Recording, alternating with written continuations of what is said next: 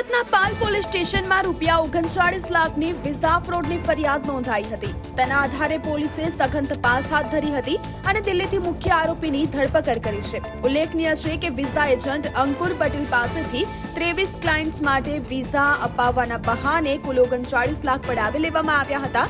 છેતરપિંડી કરનાર ટોળકી અત્યંત શાતિર રીતે વર્ચ્યુઅલ નંબર અને ફેક ઈમેલ આઈડી દ્વારા સંપર્ક કરતી હતી અને નાણાં આંગડિયા મારફતે દિલ્હી મંગાવવામાં આવતા હતા।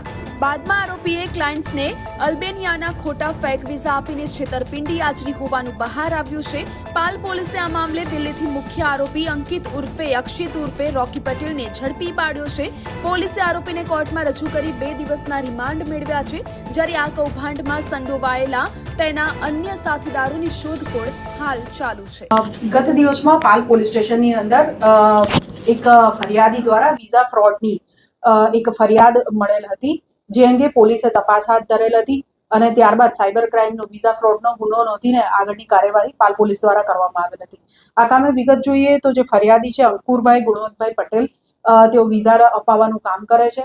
તેઓની સાથે થોડા ગત વર્ષમાં એક વ્યક્તિએ વર્ચ્યુઅલ નંબરથી વાત કરીને પોતે વિઝા લોકોને અપાવવાનું કામ કરતો હોવાનું જણાવીને એમની પાસેથી અલગ અલગ સમયે આંગડિયા દિલ્હી ખાતે કરાવીને 39 લાખ રૂપિયા જેટલી મોટી રકમ 23 ક્લાયન્ટ માટે પડાવી લીધેલ હતી।